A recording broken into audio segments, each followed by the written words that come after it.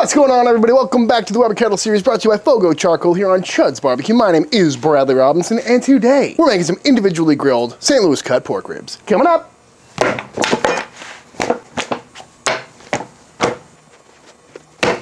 These are some pork ribs. Pat them dry. Just your standard St. Louis cut pork ribs. Pick these up at my local H-E-B, and I suppose you could use whatever rib you like. Baby backs would work just fine. You could also get the full spare rib, but these are just so nicely squared up and ready to go, and that's kind of the whole point of this recipe. You know, a typical rib cook is anywhere from 4 to 6, 7 hours, which is great, but sometimes I'm in the mood for ribs and I don't want to wait all day. So the whole point of this recipe is to cut them up individually. We're gonna grill them, cook them hot and fast to see if we can get some quality ribs as quickly as possible. So now all we gotta do is cut these up. And the reason I wanted to give this recipe a try is because the other day I was at the old grocery store and I saw they were selling some individually cut spare ribs, which got me thinking, I bet those would be great on the grill. So if you can find those, I'd pick them up. But they didn't have them today, so that's why we're going with the old St. Louis cut here. But simply enough, we're just gonna go right between the bones and get ourselves some beautiful, meaty, individual pork ribs. Nothing to it, folks. I mean, come on, what doesn't look good about that? I was also thinking you could probably do a Hollywood cut on these, kind of like you do with beef back ribs, where you just cut really close on either side of the bone and end up with like a pig wing situation. Yeah, let's do one of those. Cut this bone out and then skip a bone and cut really close to that one. There you go. That's probably a good thing to do on these smaller bones on this side. That way we got one bone in the middle and extra meat, although we do sacrifice a bone.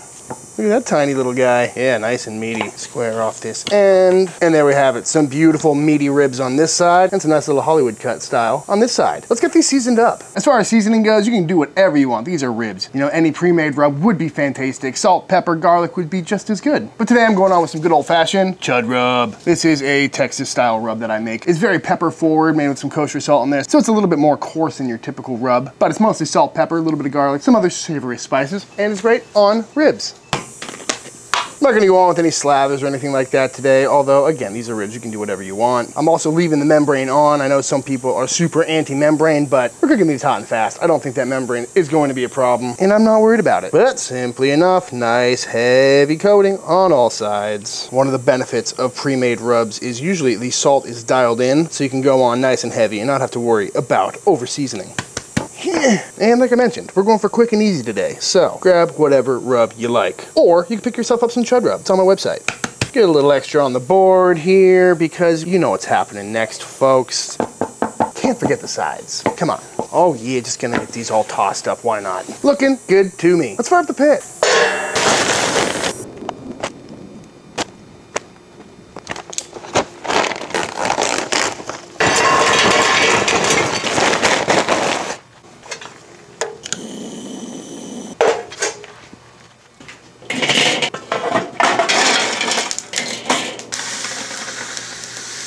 Rocking my standard setup on the old Weber kettle here. I've got the cast iron little insert underneath here to catch drippings and also promote better airflow. Got a nice hot chimney full of charcoal in there because we're cooking hot and fast today, folks. And I also got the water pan in the Sloans here just because why not? Add a little humidity, can't hurt. But simply enough, on these go. Starting out indirect heat, nice and hot. And we'll see how long these take to cook. Probably not very long. Bottom vent's wide open, top vent wide open, cooking hot and fast. Go ahead and throw a chunk of applewood in there too. Why not? I gotta say, it feels kind of weird. It's usually this part in the video where I'll start making bread or making a sauce or something, but we're keeping it simple today, folks. So I guess I'll just sit back and drink my beer. It is Labor Day after all, so we'll just watch the smoke roll. We'll check back in a little bit.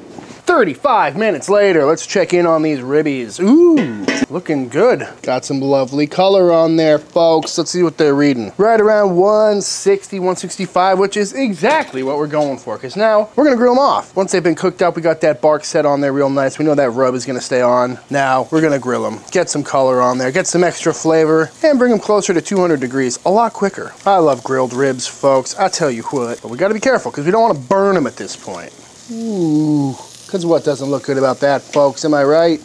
Come on. You gotta love a cook that doesn't take all day. Am I right? Just gonna keep on rotating these because this is a pretty toasty fire we got going here. Ooh, looking good to me. Beautiful. Get the rest of these guys grilled off. We're almost done. Smelling wonderful out here, folks. Gotta say. Nice and juicy. And just like that, all of our ribs are grilled off. And it's at this point you can do whatever you want. You know, you could finish these with some brown sugar, you could hit them with some maple syrup or some honey. A nice sweet finishing rub would be a great idea. But today I'm going on with some of this stuff. Just some sweet chili sauce. A little bit of sweet, a little bit of heat. Sounds good to me. Oh yeah, just gonna glaze these up. Something about a grilled sweet chili rib. Oh, this stuff is thick too. Paint's on lovely. Gotta love a good sticky rib, right? I thought about making a real sweet barbecue sauce, but then I saw this stuff sitting in my pantry and I was like, you know what? I bet that'd be really good on some grilled pork. So today we're gonna find out. Nice heavy glaze, folks. Great way to make a mess inside your Weber too. Oh, that smells heavenly. All right, back on we go with our lid to let that glaze set, and we'll check back in. About 15 minutes later, let's see how these are looking. Ooh. Looking very nice, gotta say. Beautiful glaze on there, lovely color. And they're temping right around 195, 200 degrees, so I'm gonna pull these off and we're gonna let them rest. Ooh, lovely color on those, gotta say. Nothing wrong with a sweet, sticky rib. Love it, love it. I'm gonna wrap these up just to keep the flies off and let them steam in the foil while they cool down in temp, and then we will dive on in. Ooh, God, these look good. I'd eat that. Gotta say, not too shabby. Beautiful little pile. Let's take a bite real quick. Oh, that is phenomenal. Perfect bite through. You got a little smoke ring going on. Not too shabby, folks. Smoky, sweet, got that grilled flavor to it. Perfect doneness on there too. Tender, yet toothsome. Very good stuff. Definitely a little dark, but I mean, for a 1 hour cook hot and fast, that's kind of to be expected. Clean up the bone, nice amount of tug. It's bright right here. Now that is a fine rib, in my opinion. That glaze, perfect. Nice and sweet, nice and savory, kind of sticky. Perfect texture on these, gotta say. Pulls right off the bone. Nice clean bone. No wrong with that. Tell you what, folks, that'd be a cool dish. Kind of lollipop them. Great little weekend cook. You can even do these for a weeknight if you wanted to. These Hollywood cut style ones shrunk up quite a bit. Come on, folks. So good. Nice and crispy. Nice and saucy. Nice and glazed. Oh, there you go. That is so good. Perfect amount of sweetness on there. I think the best part about this rib versus a traditional rib is just the bark to meat ratio, you know? It's got flavor on every side as opposed to just top and bottom when you slice it. Not to mention they cooked in a fraction of the time. Very tasty stuff, folks. Definitely keeping this method and this recipe around. I tell you what, but I think we all know what time it is. Bam, bam, bam, bam, bam. Yoink. Oh, you lost that one. We'll get you a freshie. That is fantastic.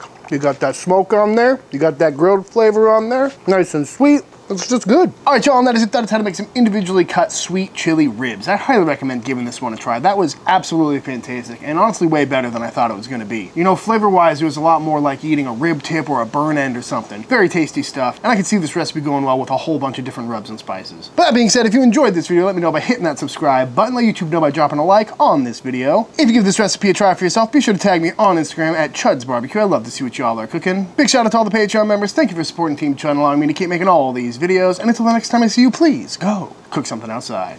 Peace!